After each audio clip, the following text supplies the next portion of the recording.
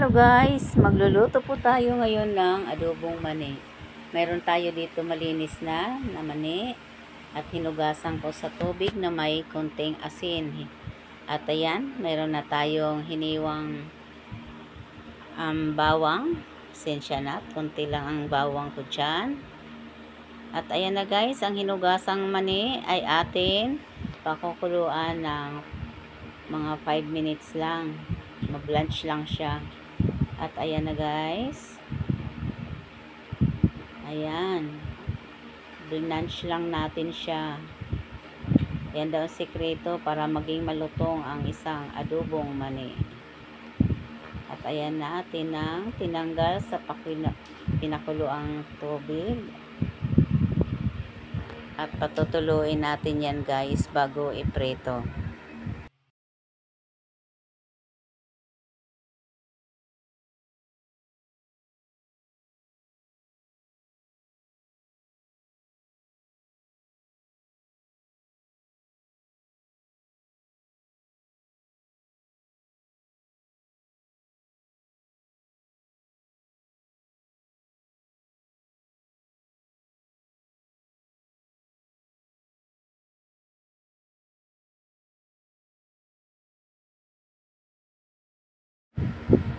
At ayan na guys, lalagay na natin ng isang butit kalahati na mantika.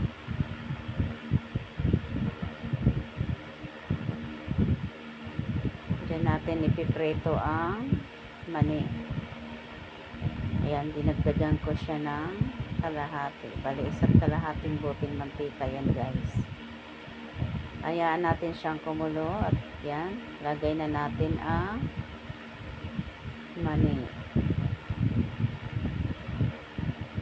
Halo-halo lang ang gagawin natin dyan para hindi masunog ang ilalim at saka para maging pantay ang kanyang pagkakaluto. Lalo pat pag hindi masyado madami ang iyong mantika.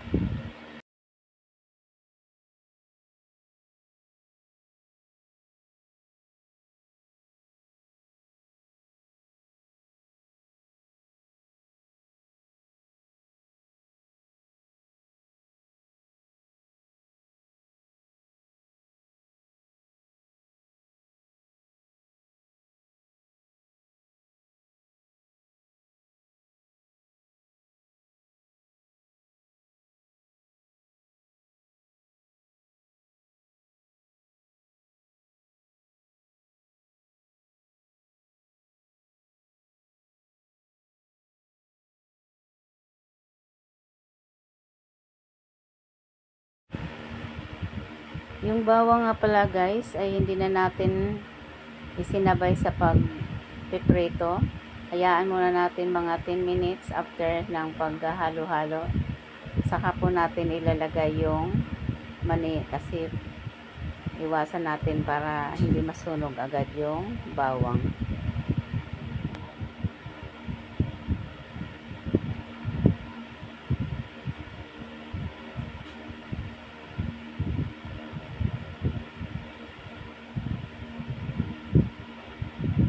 Yan lang, kailangan lang halo ng halo.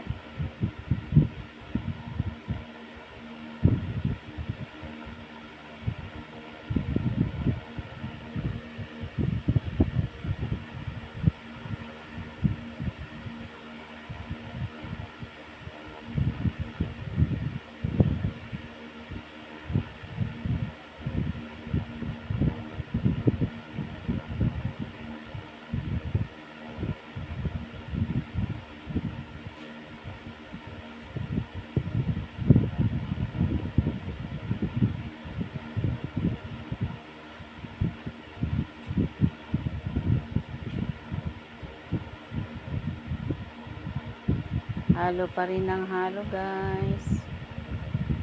Ang pagpiprito ng mani ay nasa 18 minutes. Pero kinat ko lang to. Sobrang haba.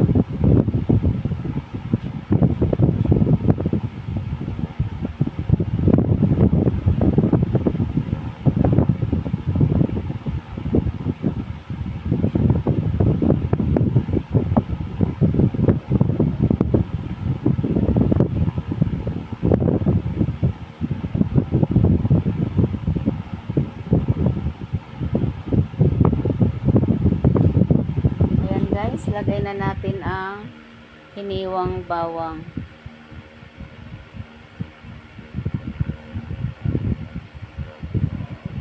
Tama-tama lang yan hanggang maluto ang mani ay toasted na rin yung bawang mamaya.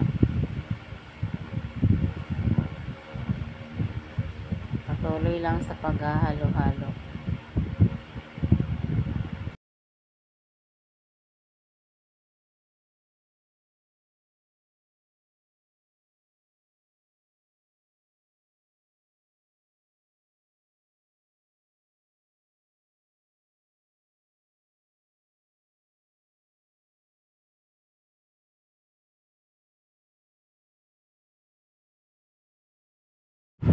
Ayan guys, medyo nag-golden brown na siya guys. Malapit na yan maluto.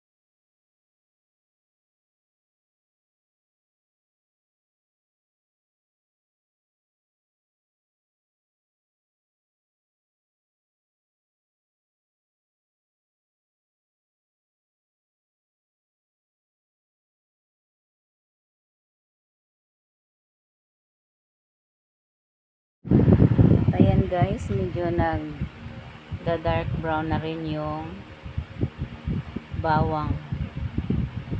Kaya tama-tama lang na pag hinulog mo na yung mani, huwag mo muna isabay yung bawang kasi madali masunog.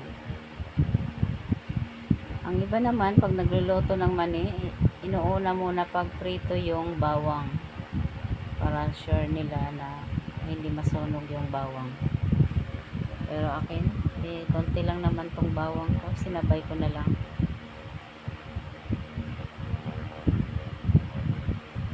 At ayan guys, luto na. Sasalain na natin at ilalagay sa bowl na may butas-butas. Meron akong strainer na bowl.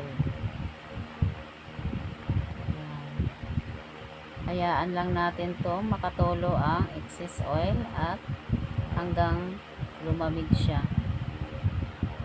Pagalamigin lang natin guys. Tama-tama lang ang pagkaluto guys. So, ayan, lagyan na natin ng iodized salt.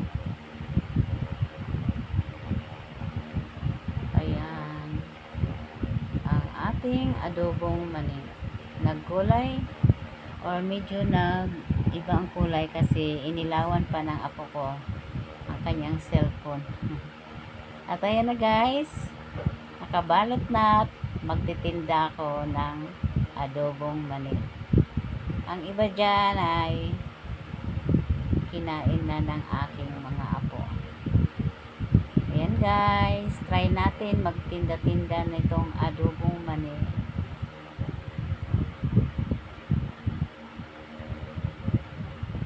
Salamat sa inyong panonood guys.